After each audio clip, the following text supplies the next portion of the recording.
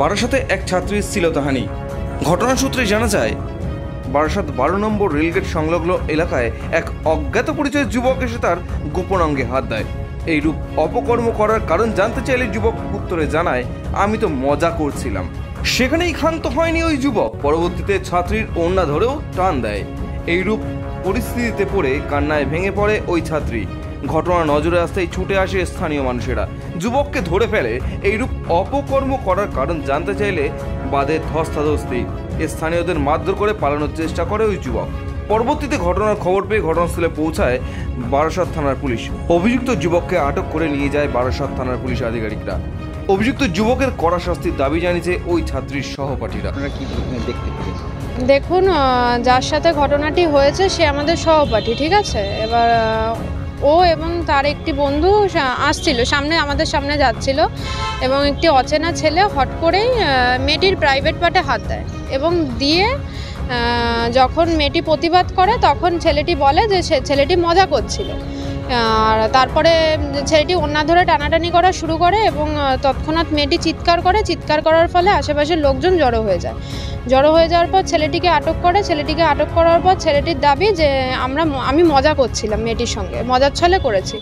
যদিও বা একটা মেয়ের গায়ে হাত দেওয়া এটা কোনো মজার মধ্যে পড়ে না, যার ফলে মেয়েটি বিভ্রান্ত হয়, তার সম্মানহানি হয় রাস্তার মধ্যে।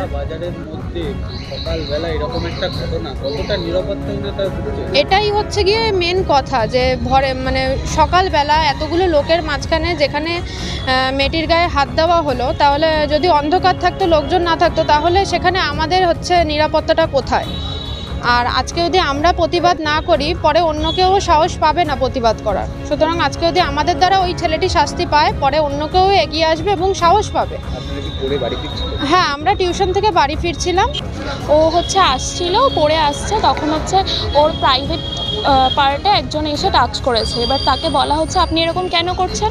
উনি বলছে যে না, আমি তো ইয়ার্কি মারছি, তোমরা কি রাস্তায় কারোর সাথে কি ইয়ার্কি মারো না, এরকম বলা হয়েছে। তাই এই নিয়েই তারপরে ওখানে ও মেরেছে ওনাকে, ওনাকে ক্ষমা চেতে বলেছে। উনি চেয়েছে একবার ক্ষমা, তাও ওনার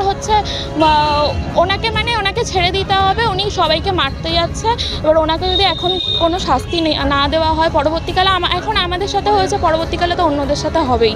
এবার তাই ওনাকে তো যথাযথ শাস্তি দিতেই হবে। আমাদের 12 নম্বর রেলগেট শিবগুরুর সামনে, আমাদের তৃণমূল পার্টি অফিসের সামনে হট করে চিল্লামিল্লি কী করে দৌড়িয়ে গেলাম। আমরা যারা হকার সবাই মিলে দৌড়িয়ে গেছি, গিয়ে দেখি দুটো মেয়ে কাঁদছে। কী ব্যাপার না, একটা ছেলে ওড়না ধরে টানছে। কী হয়েছে তুই ভাই? আমরা সবাই জিজ্ঞেস করলাম, কী হয়েছে বোন, কী হয়েছে? বলছে দেখেন আমাদেরকে এরকম বাজেভাবে বিভিন্ন জায়গায় ছুটছে। তখন বলে, তুই কে রে? ও আমাদেরকে ধাক্কা, আমরা দুজন ছিলাম, দুজনকে ধাক্কা। তখন আমরা পার্টি অফিসের মধ্যে ভিতরে নিয়ে গেছি, নিয়ে বলছি বল তুই গায়ে দিয়েছিস কেন? মেয়েগুলো গায়ে দিয়েছে। এর মধ্যে আমাদের সাথে তর্কাতর্কি, ধস্তাধস্তি। ও বলছে দেখে নেবো, বুঝে নেবো। মেয়েগুলোকে আমরা এখানে যথারীতি বসিয়ে জল টল দিয়ে এইখানে ইতিমধ্যে রেখে দিয়েছি। ছেলেটাকে জিজ্ঞেস করো তোর বাড়ি কোথায়? ও কোনোভাবেই বলতে পারছে না ওর নিজস্ব বাড়ি কোথায়। ও একবার বলছে আমতা, একবার বলছে আড়িবাড়ি, একবার বলছে মধ্যমগ্রাম। ও নিজেই বলতে পারছে না যে ও কোথা থেকে এসছে, কীভাবে এসছে। আমার মনে হচ্ছে ওদের কোনো একটা চক্রান্ত, এখানে কোনো এই জায়গাটা পুরো আরও 3-4 জন ছিল। ওকে পাওয়া গেছে, আমরা ওকে ধরে রেখেছি। তারপর আমরা প্রশাসনকে খবর দিয়েছি, প্রশাসন এসছে, প্রশাসনের মতন ব্যবস্থা করেছে এবং প্রশাসন। সকালবেলা এরকম ঘটনা, কতটা আতঙ্কিত?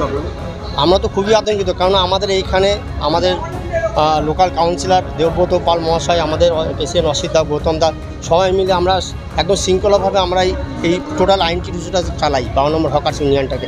এইখানে কোনো বাজে শৃঙ্খলা অনেক দিন ধরে আগেও শুনেছেন আপনারা, এইসব অনেক জায়গায় হয়েছে আগে যার ছিল। এবং এইখানে যারা এখন নতুন এসছে, আমাদের বিশেষ করে আমাদের নিজের সবার প্রিয় দেবব্রত পাল, আমরা আতঙ্কিত, খুবই আতঙ্কিত। এইখানে এইসব হচ্ছে দিনের বেলা, ভর দুপুরে, আর কোথাকার ছেলে নিজের ভাবে কথা বলতে পারছে না। আমরা নিজেরা আমাদের হকার্স ইউনিয়নের ছেলেদের গায়ে হাত দিচ্ছে।